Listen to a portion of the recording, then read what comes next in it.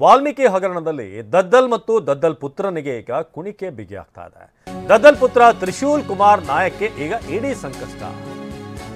ವಾಲ್ಮೀಕಿ ಹಗರಣ ದದ್ದಲ್ ಹಾಗೂ ದದ್ದಲ್ ಪುತ್ರ ತ್ರಿಶೂಲ್ ಕುಮಾರ್ ನಾಯಕ್ಗೆ ಈಗ ಇಡೀ ಸಂಕಷ್ಟ ಎದುರಾಗ್ತಾ ಇದೆ.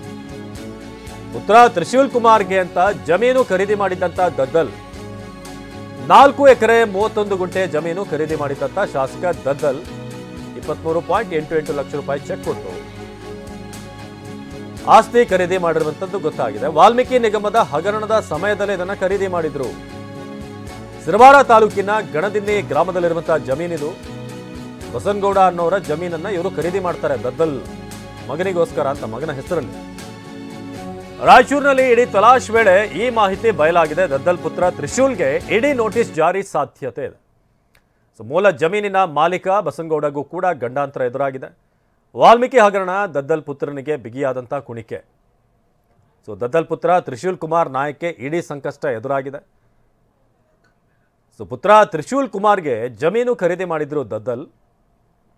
ಈ ಮೂಲಕ ಈಗ ಜಮೀನಿನ ಮಾಲೀಕನಿಗೂ ಕೂಡ ಬಸನಗೌಡನಿಗೂ ಕೂಡ ಈಗ ಗಂಡಾಂತರ ಎದುರಾಗಿದೆ. ಇವರಿಗೆ ಜಮೀನು ಕೊಟ್ಟು 23,88,000 ಇಷ್ಟು ಚೆಕ್ಕನ್ನು ಕೊಟ್ಟು ಈ ಜಮೀನು ಖರೀದಿ ಮಾಡಲಾಗಿದೆ ಅಂತ ಗೊತ್ತಾಗಿದೆ. ವಾಲ್ಮೀಕಿ ನಿಗಮದ ಹಗರಣದ ಸಮಯದಲ್ಲಿ ಇದನ್ನು ಖರೀದಿ ಮಾಡಿರೋದು ಈಗ ಇಡಿ ಅವ್ರಿಗೂ ಕೂಡ ಒಂದಷ್ಟು ಅನುಮಾನ ಮೂಡಿಸಿದೆ. ಯಾವ ಹಣ ಇಲ್ಲಿ ನೀಡಲಾಯಿತು ಅನ್ನೋದು.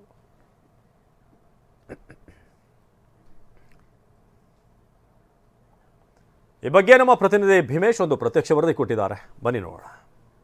ವಾಲ್ಮೀಕಿ ನಿಗಮದಲ್ಲಿ ನಡೆದಿರುವಂತಹ ಬಹುಕೋಟಿ ಹಗರಣ ಪ್ರಕರಣಕ್ಕೆ ಸಂಬಂಧಪಟ್ಟಂತೆ ನಿಗಮದ ಅಧ್ಯಕ್ಷ ದದ್ದಲ್ ಅವರಿಗೆ ಇಡಿ ಕುಣಿಕೆ ಬಿಗಿಯಾಗುವ ಎಲ್ಲ ಲಕ್ಷಣಗಳು ಕಾಣ್ತಾ ಇರುವಂಥದ್ದು. ಇದರ ಬೆನ್ನಲ್ಲೇ ಅವರ ಪುತ್ರನ ಹೆಸರಿನಲ್ಲಿ ಖರೀದಿ ಮಾಡಿರುವಂಥ 4 ಎಕರೆ 31 ಗುಂಟೆ ಜಮೀನನ್ನು ಏನು ಖರೀದಿ ಮಾಡಿದರೆ ಇದು ಎಲ್ಲೊಂದು ಕಡೆ ಅವರ ಮಗನಿಗೂ ಕೂಡ ಉಳಾಗುವಂಥ ಎಲ್ಲ ಸಾಧ್ಯತೆ ಕಂಡು ಬರ್ತಾ ಇರುವಂಥದ್ದು. ಸದ್ಯ ನಾನು ರಾಯಚೂರು ಜಿಲ್ಲೆ ಸಿರವಾರ ತಾಲೂಕಿನ ಗಣದಿನ್ನಿ ಅಂತಕ್ಕಂಥ ಗ್ರಾಮದ ಸೀಮೆಯಲ್ಲಿ ಬರ್ತಕ್ಕಂಥ ಜಮೀನಿನ ಬಳಿ ಇದ್ದೀನಿ. ದೃಶ್ಯದಲ್ಲಿ ನಿಮಗೆ ತೋರಿಸ್ತಾ ಹೋಗ್ತೀನಿ.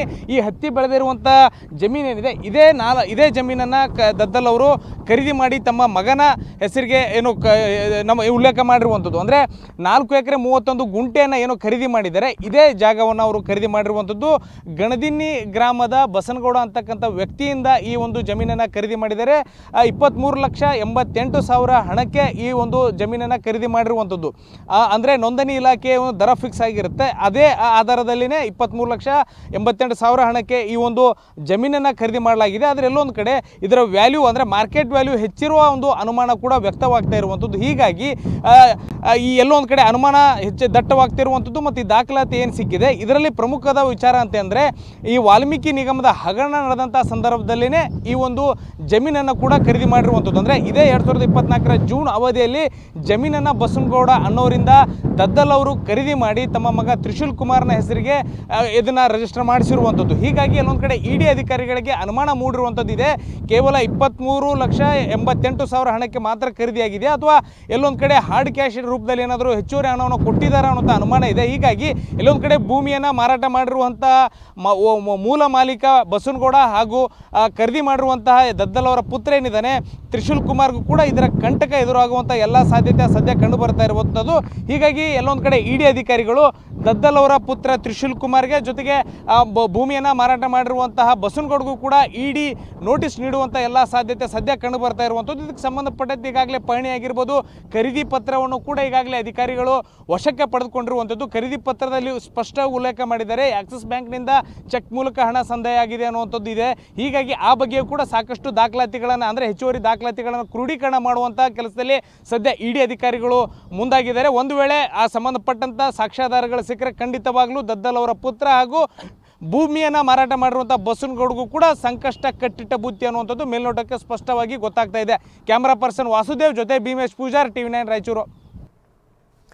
ಇದು ಬಸನಗೌಡ ದದ್ದಲ್ ಸದ್ಯಕ್ಕೆ ಈ ಜಮೀನು ಖರೀದಿ ಮಾಡಿರುವಂಥ ವಿಚಾರಕ್ಕೆ ಸಂಬಂಧಪಟ್ಟ ಹಾಗೆ ಶಾಸಕ ದದ್ದಲ್ ಗಣದಿನ್ನಿ ರಾಯಚೂರಿನಲ್ಲಿ ಈ ಒಂದು ಜಮೀನು ಖರೀದಿ ಮಾಡಿದ್ದಾರೆ ಪುತ್ರನ ಹೆಸರಿನಲ್ಲಿ. ತ್ರಿಶೂಲ್ ಕುಮಾರ್ ನಾಯಕ್ಗೆ ಈಗ ಇಡೀ ಸಂಕಷ್ಟ ಎದುರಾಗಿದೆ. ಇದೇ ಸಂದರ್ಭದಲ್ಲಿ ಅಂದರೆ ಈ ಹಗರಣ ಬೆಳಕಿಗೆ ಬಂದಿರುವಂಥ ಸಂದರ್ಭದಲ್ಲೇ ಈ ಒಂದು ಆಸ್ತಿ ಖರೀದಿ ಮಾಡಿರುವಂಥದ್ದು ಈಗ ಅನುಮಾನಕ್ಕೆ ಕಾರಣವಾಗಿದೆ.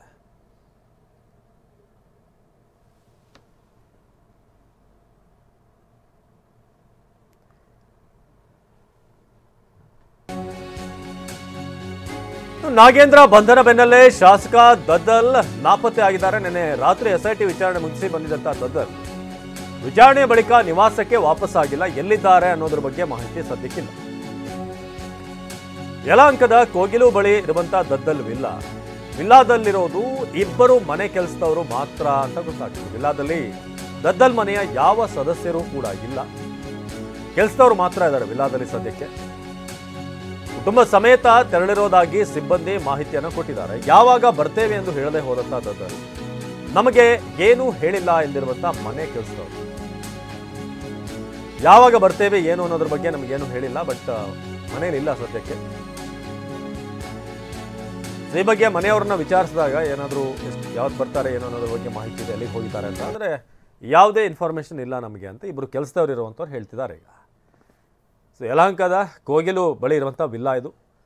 ಆದರೆ ಸದ್ಯಕ್ಕೆ ವಿಲ್ಲಾದಲ್ಲಿ ದದ್ದಲಿಲ್ಲ, ಅವರ ಫ್ಯಾಮಿಲಿಯವರು ಯಾರೂ ಇಲ್ಲ, ಇಬ್ಬರು ಕೆಲಸದವರು ಮಾತ್ರ ಅವರ ಮನೆಯಲ್ಲಿರೋದು. ನಿನ್ನೆ ರಾತ್ರಿ SITಯ ವಿಚಾರಣೆಯನ್ನು ನಡೆಸಿದ ನಂತರ ಬಳಿಕ ನಿವಾಸಕ್ಕೆ ವಾಪಸ್ಸಾಗಿಲ್ಲ ದದ್ದಲ್ ಅಂತ ಗೊತ್ತಾಗಿದೆ.